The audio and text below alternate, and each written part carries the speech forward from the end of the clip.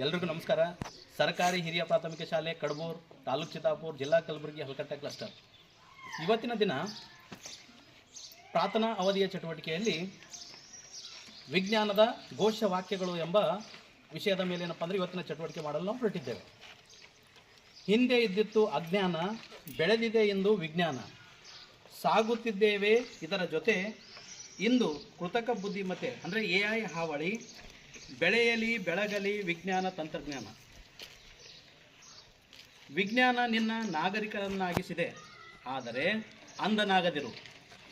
ವಿಜ್ಞಾನ ಸವಲತ್ತುಗಳನ್ನು ಕಲ್ಪಿಸಿದೆ, ಆದರೆ ಸೋಮಾರಿಯಾಗದಿರು. ವಿಜ್ಞಾನ ಜ್ಞಾನವನ್ನು ಕಲ್ಪಿಸಿದೆ, ಆದರೆ ಅಜ್ಞಾನಿಯಾಗದಿರು. ವಿಜ್ಞಾನ ಮನುಕುಲದ ಕಲ್ಯಾಣಕ್ಕಿರಲಿ, ಆದರೆ ವಿನಾಶಕ್ಕಲ್ಲ.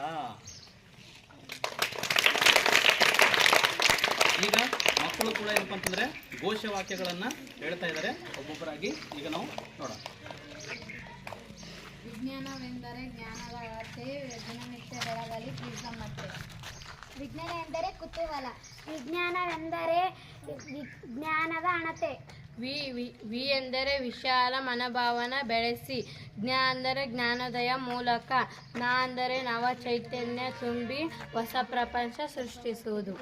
Millions saw the apple, but Newton asked why. Millions ಆದ apple fall but Newton asked why. ಅಂದರೆ ಎಲ್ಲರೂ ಸೇಬನ್ನು ಬೀಳೋದನ್ನು ನೋಡಿದ್ರು, ಆದರೆ ನ್ಯೂಟನ್ ಒಬ್ಬನೇ ಏನಂದ್ರೆ ಪ್ರಶ್ನೆ ಮಾಡ್ದ, ಏಕೆ ಸೇಬು ಕೆಳಗಡೆ ಬಿತ್ತು ಅಂತ ಯೋಚಿಸಿದ್ದಕ್ಕಾಗಿ ಏನಪ್ಪ ಅಂತಂದರೆ ಇಂದು ನಾವು ಏನು ತಿಳ್ಕೊಂಡಿದ್ದೀವಿ ಅಂದರೆ ಭೂಮಿಗೆ ಗುರುತ್ವಾಕರ್ಷಣ ಶಕ್ತಿ ಇದೆ. ಪ್ರತಿಯೊಂದು ವಸ್ತುಗಳು ಯಾವುದೇ ವಸ್ತುವನ್ನು ಮೇಲೆ ಎಸೆದಾಗ ಆ ವಸ್ತುಗಳು ಎಲ್ಲಿ ಬಿಡ್ತವೆ, ಕೆಳಗಡೆ ಬಿಡ್ತವೆ ಅಂತ ಕಲ್ತಿದ್ದೀವಿ. ಹಾಗಾಗಿ ನಾವು ಪ್ರಶ್ನಿಸುವ ಕೌಶಲ್ಯವನ್ನು ಬೆಳೆಸ್ಕೊಳ್ಬೇಕು.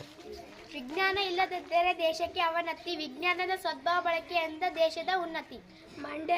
ಮೌಢ್ಯತೆ ಅಳಿಸಿರಿ, ವಿಜ್ಞಾನ ಬೆಳೆಸಿರಿ. Very good. Next. The science of today is the technology of tomorrow. Very good. ಬೆಳೆಯಲಿ ವಿಜ್ಞಾನ, ತೊಲಗಲಿ ಅಜ್ಞಾನ. ಓಕೆ, ಎಲ್ಲರೂ ಹೇಳ್ರಮ್ಮ. ಬೆಳೆಯಲಿ ವಿಜ್ಞಾನ, ಬೆಳೆಯಲಿ ವಿಜ್ಞಾನ.